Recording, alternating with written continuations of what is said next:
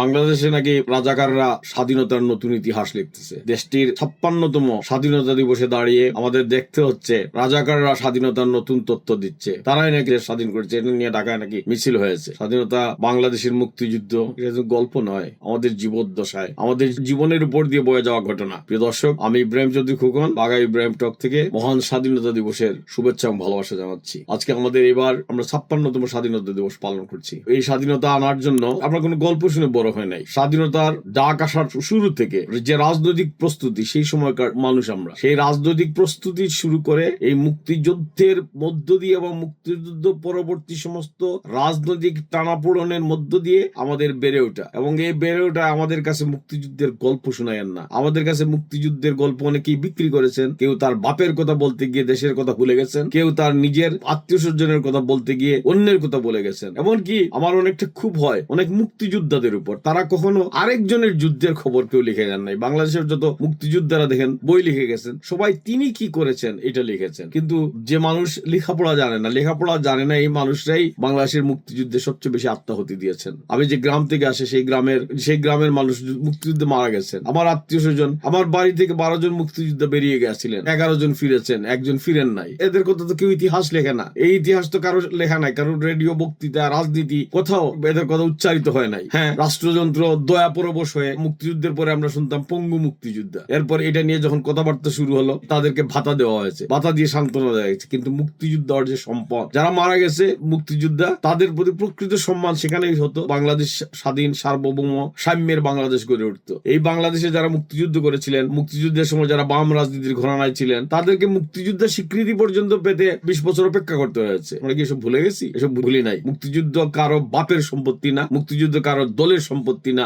মুক্তিযুদ্ধ জনগণের সম্পত্তি হয়ে উঠেছিল বলেই মুক্তিযুদ্ধ সম্ভব হয়েছিল। এবং সেই মুক্তিযুদ্ধে একদল লোক বিরোধিতা করেছিল। আমার পরিবারের লোক এই বিরোধী রাজাকারদের হাতে গ্রেফতার হয়ে পাকিস্তানিদের গুলিতে নির্মম ভাবে নিহত হন। তার লাশটাও ফিরে পাওয়া যায় নাই। আমাদেরকে এখন মুক্তিযুদ্ধের গল্প শোনাবে সেই রাজাকাররা। যুগে যুগে আমরা যদি দেখি, ইতিহাস দেখি, সারা পৃথিবীর স্বাধীনতার ইতিহাসে কোন দেশেই সব মানুষ এক হয়ে যুদ্ধ করেছে না, সবচেয়ে স্বাধীনতার বিরোধিতা করেছে সেই দেশের মানুষরাও। কিন্তু সেটা বিরোধিতা করছে কিন্তু এইটাকে আবার পেঁচিয়ে রাজনৈতিক ভাবে এটা পেসগুসের তো কিছু নাই। আমাদের এই আমেরিকা থাকি আমি, এখন আমেরিকার পাশের দেশ কিউবা, সেখানে ফিদেল কাস্ট্রো যখন বিপ্লব করেন, আমেরিকার মতো দেশের সাথে স্নায়বিক যুদ্ধ করে যে কিউবার উত্থান, সেই সময় যে সমস্ত মানুষ পালিয়ে বেড়াচ্ছেন, তারা বিরোধিতা করেছেন, তারা অনেকে আমেরিকা থাকতেন। আমরা গত 30 বছর 40 বছর তাদের সাথে অনেকের সাথে উঠা বসা করেছি। তারা সগর্ব বলে এই কিউবার বিরোধিতা করেছি, এই সমাজতন্ত্রের বিরোধিতা করেছি। এই নতুন যে কিউবা একটা শক্তিশালী সুন্দর দেশ, তখন বলা হতো আজ থেকে 20 বছর আগে যে এই দেশে আমরা ফিদেল কাস্ট্রো খুন, আমরা উই হেট দেম।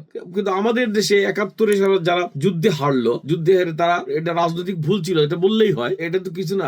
একবার রাজনীতিতে ভুল করলে আবার কি সংশোধন করা যায় না? আবার কি রাজনীতি যদি গণমানুষের কথা বলা হয়, যদি মানুষের অধিকারের কথা বলা হয়, তাহলে আপনি রাজনীতিতে ভুল করতেই পারেন। মানে রাজনীতিতে ভুল আওয়ামী লীগ করেছে, রাজনীতি এদেশের ভুল বাংলাদেশের বামপন্থীরা করেছে, এদেশের ভুল রাজনীতি কে করে নাই? আমরা একের পর এক ভুল করেছি এবং সবাই সম্মিলিতভাবে ভুল করেছি দেখে আজকে আমাদের এই দেশের অবস্থা। আমরা কে শাসন করব, কে শাসিত হবো, এখনো আমাদের গণতন্ত্রের পথ অগ্রযাত্রা কোনো কিছুতে আমরা ঠিক করতে পারি নাই। এই ভুলটা স্বীকার করে অকপটে স্বীকার না করার কারণে আমাদের আরো বেশি ক্রমাগত আমরা ভুলের মধ্যে একটা জীবন যাপন করতেছি। এই ভুল থেকে বেরিয়ে আসা, আমাদের একটা জীবন গেছে গাল গল্প শুনে, আমাদের একটা জীবন গেছে ভুল মিছিল করে, আমাদের একটা জীবন গেছে ভুল মানুষের উপর আস্থা রেখে, যে এখানে আস্থা রেখে মুক্তিযুদ্ধের চেতনা, সাম্যের চেতনা, উদারনৈতিকতার চেতনা, ধর্মনিরপেক্ষতার চেতনা সমুন্নত থাকবে। দেখা গেছে যে এরাই তলে তলে এই সমস্ত জিনিসকে নষ্ট করার জন্য, বিনষ্ট করার জন্য, গণতন্ত্রকে ধ্বংস করার জন্য, ধর্মনিরপেক্ষতাকে ধ্বংস করার জন্য এবং সেই মধ্যযুগীয় চিন্তাধারাকে বিকশিত করার জন্য বাংলাদেশে যা যা করা দরকার তারাই করেছেন। সুতরাং তাদের মদদের কারণে আজকে এই অবস্থা।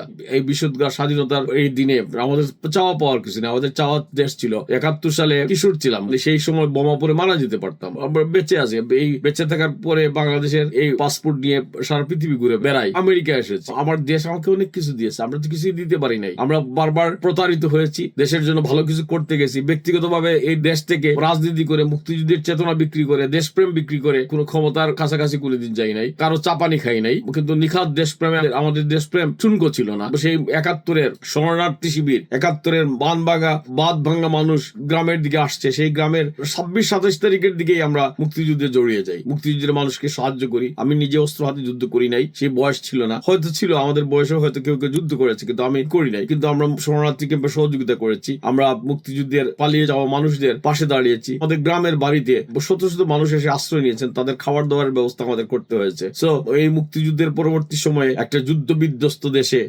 আমাদের কৈশোর, আমাদের যৌবন, আমরা জানি যুদ্ধ বিধ্বস্ত দেশে কিভাবে বড় হতে হয়। ভাঙ্গা ব্রিজ পেরিয়ে আমরা স্কুলে গেছি, আমরা মুক্তিযোদ্ধার রক্ত মাখা মাঠ পেরিয়ে স্কুলে গিয়েছি, কলেজে গিয়েছি। আমাদের কাছে মুক্তিযুদ্ধের ইতিহাস বিক্রি করে, এই মুক্তিযুদ্ধের চেতনা বিক্রি করে হাজার হাজার টাকা লুটপাট করেছেন, ব্যাংক লুটপাট করেছেন। আজকে দেশে আপনাদের জায়গা হয় না। আজকে আপনাদের অনুপস্থিতির কারণে দেশের রাজাকাররা উন্মত্ত উল্লাস করার সুবিধা পায়। এর চেয়ে লজ্জা কি হতে পারে? তারা বলে তারা এই নাকি স্বাধীনতা, এবং এরা ধর্মকে ব্যবহার করে, দলকে ব্যবহার করে, মুক্তিযুদ্ধের বিরোধিতাকেও ব্যবহার করে এরা কেমনে ক্ষমতায় যেতে চায়, মানুষকে বিভ্রান্ত করতে চায়, সেই পায়ে তারা এখনো জড়িত। আরে বাবা, আগে তো তুমি শহীদ মিনারে কোনোদিন দেখি নাই, আগে জাতীয় দিবসে দেখি না, তখন এটা না জায়েজ ছিল, এখন জায়েজ হয়ে গেল। ক্ষমতার জন্য তোমাদের সবকিছু জায়েজ হয়ে যায়। এই সমস্ত মুনাফিকে বাদ দেন, মুনাফিকে বাদ দিয়ে মানুষের কথা বলেন অথবা সরে দাঁড়ান। বাংলাদেশের মানুষ নানা উত্থান পতনের মধ্যে দিয়ে গেছে, এবং এখন এই নতুন প্রজন্মের কাছে আপনি ধোঁকা দিতে পারবেন, কিন্তু এটা বেশি দিন রাখতে পারবেন না। এই জনগণকে বিভ্রান্ত করে আপনার মধ্যযুগীয় চেতনা, যে চেতনার বিরুদ্ধে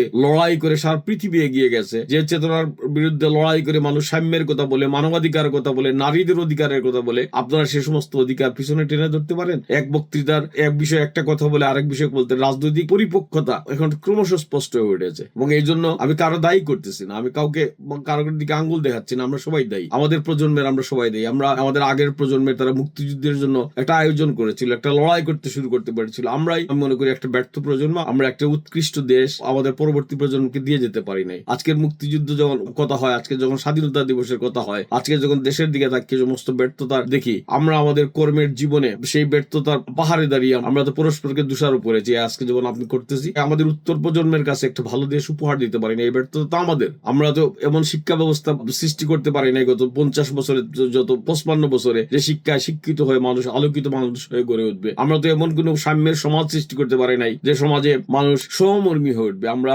বিদ্বেষের শিক্ষা দিয়েছি, আমরা মানুষকে গালাগালির শিক্ষা দিয়েছি। এই গালাগালির শিক্ষা আমাদের কাছ থেকে পেয়ে আজকে এখন আমাদের গালাগালি করতেছে। এটি চলমান থাকবে। এই চলমান থাকা অবস্থায় মানুষ ঘুরে দাঁড়াবে। এইভাবে একটা দেশ, একটা জাতি চলতে পারে না। রাজনীতির জায়গা থাকবে, মানুষ তার আপন পথ বেছে নেবে। আজকে যখন 26শে মার্চ আসে, সারা বাংলাদেশের মানুষকে আপনি জিজ্ঞেস করেন, এটা আনুষ্ঠানিকতা নয়, এটা রেডিও টেলিভিশনের সামনে গিয়ে কথা বলা না, সাধারণ মানুষের চেতনায় কি কাজ করে সেই চেতনাকে বিনষ্ট করা যায় না। এবং এই চেতনাকে যারা পুঁজি করে ক্ষমতা দখল করতে চান, যারা মানুষের অধিকার হরণ করতে চায়, যারা মানুষের অধিকার লঙ্ঘন করতে চায়, তাদের বিরুদ্ধে মানুষ দাঁড়াবে। এটা বিভিন্ন ভাবে এবং এই ধরনের উদাহরণ আমরা দেখেছি আমাদের জীবদ্দশায়, আমরা দেখতে থাকবো। কিন্তু আজকের এই মহান স্বাধীনতা দিবসের, এই যে 56তম স্বাধীনতা দিবসে দাঁড়িয়ে আমার 56টি 26শে মার্চের কথা মনে পড়তেছে। সেই 56টি স্বাধীনতা দিবসের কথা মনে পড়া চারটিখানি কথা না।